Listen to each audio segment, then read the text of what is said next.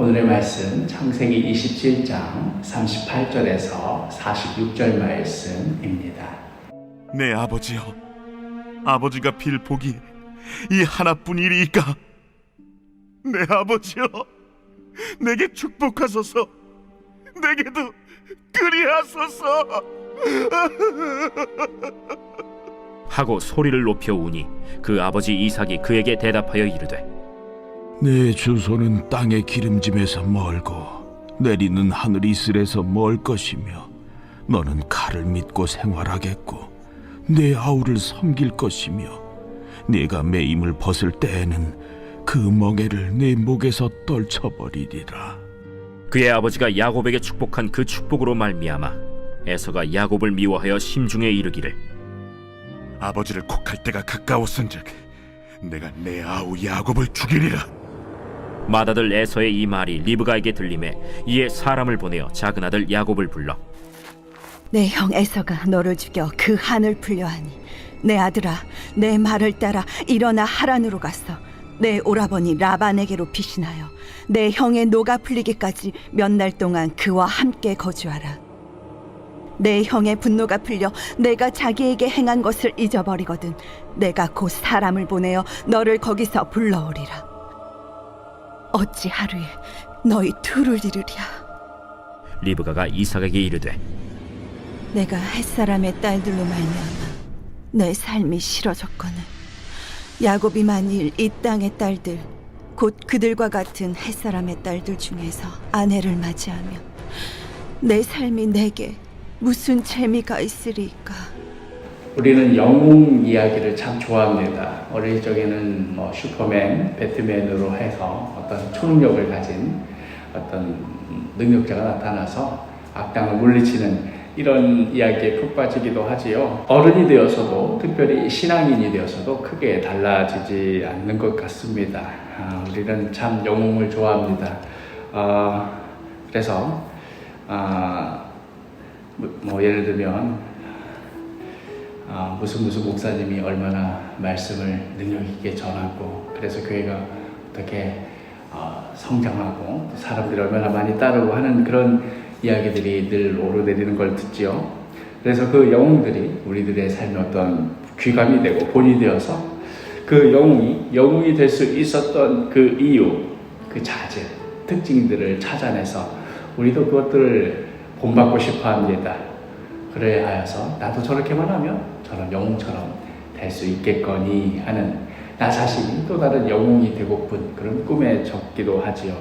이런 마음은 성경 속의 인물들에게도 그대로 투사가 되어서 이 인물은 왜 이렇게 쓰임을 받게 되었나, 이 인물은 왜 버림을 받게 되었나, 이런 식으로 우리가 판단하게 되지요. 오늘 말씀에 등장하는 이삭과 리브가도 봅시다. 이삭은 이미 태어날 때부터 아브라함이 100세, 사라가 90세이던 그런 때에 기적적으로 태어났다. 이미 출생부터가 영웅적이지 않습니까?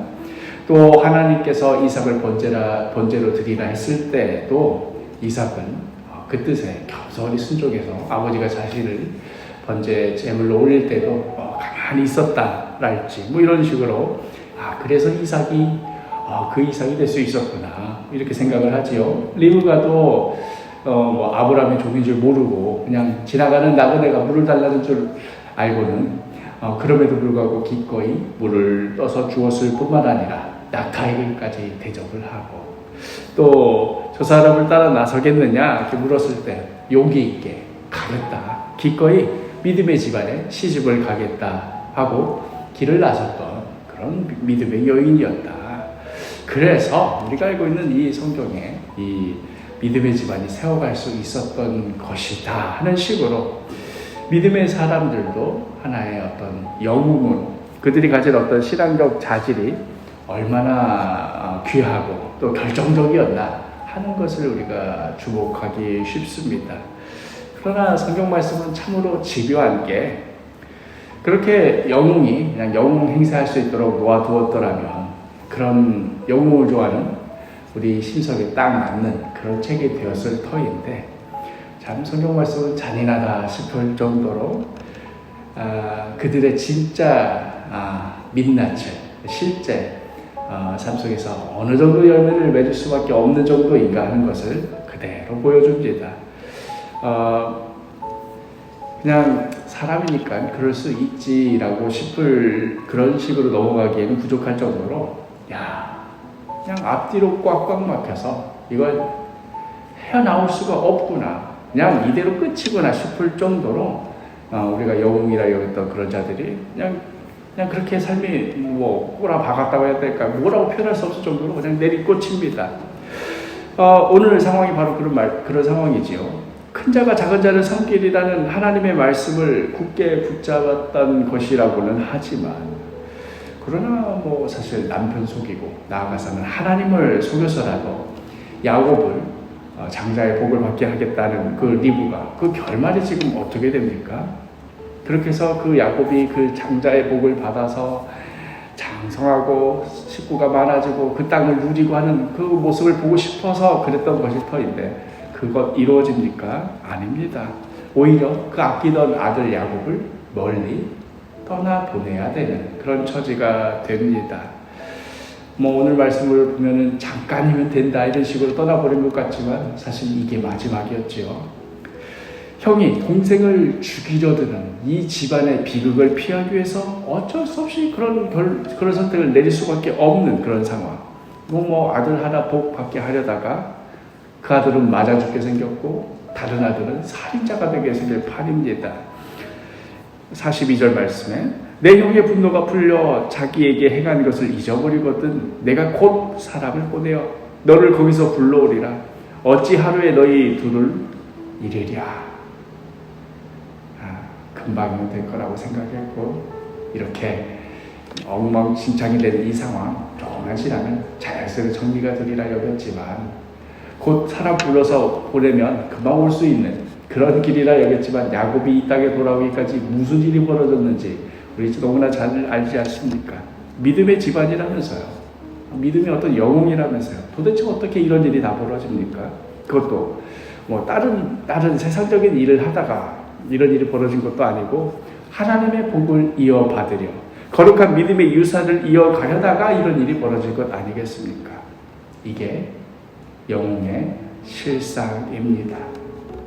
잘 분별하지 못하고 다른 아들에게 축복하였던 이삭, 뭐 단순한 착각이었다고 하기에는 사실 그 전부터 불안했던 요소가 계속 누적되어 있었던 것이 있다가 이제야 터진 것에 불과하지요. 46절에 리브가가 이삭에게 이르되 내가 햇사람의 딸들로 말미암아 내 삶이 싫어졌거늘 야곱이 맞을 이 땅의 딸들 곧 그들과 같은 햇사람의 딸들 중에서 아내를 맞이하며 내 삶이 내게 무슨 재미가 있으리까. 아버지 아브라함은 그렇게 믿음의 유산을 이어가기 위해서 멀리 하란 땅에까지 가서 아내를 구하는 그런 모습을 보여주었건만, 정작 그 아들인 이삭은 별 그런 데 관심이 없었던 듯합니다. 그저 자신의 자랑, 자신의 기쁨이었던 큰아들 에서가 하고 싶은 대로, 야, 네 꿈을 마음껏 펼쳐라. 너 그렇게 능력이 있게 태어났으니 얼마나 복되냐 하면서 내가 곧 때가 되면 장자의 축복까지 주리라. 이렇게 놓아두었습니다. 그랬더니 나타났던 결말이 바로 오늘의 이 말씀. 우리로서는 결코 해결할 수 없는 이 난관, 이거 어떻게 하면 좋은가? 그러나 성경 말씀의 핵심은 이러한 영웅들이 결국 이 문제를 어떻게 해결하는가 하는 그런 것이 아니라, 진짜 이야기는 하나님의 이야기입니다. 가만히 놔두면 이렇게 서로 꼬일 대로 꼬여서 꽉 막혀서 나아갈 수 없던 이 집안을 하나님께서 어떻게 이끌어 나아가셔서 끝내는 하나님의 약속을 이루시는, 끝내는 하나님의 믿음의 집안을 세워가시는 그 역사가 어떻게 흘러가는가 보아라. 이렇게 이삭은 이삭대로, 리브가는 리브가대로, 에서는 에서대로, 야곱은 야곱대로 속에 꼬일 것이 많은 사람들이고 한계가 많은 사람이고 부족함이 많은 사람들이지만, 그러나 하나님께서 이러한 우리의 연약함에도 불구하고 어떻게 역사하시는가 보라 하는 것이 우리가 성경 말씀을 통해서 보는 하나님의 역사입니다. 우리의 삶도 마찬가지입니다. 내가 저 영웅적인 저런 성격을 본받아야 될 텐데, 내가 저런 자질이 없어서 내가 그래서 이 삶이 힘들구나.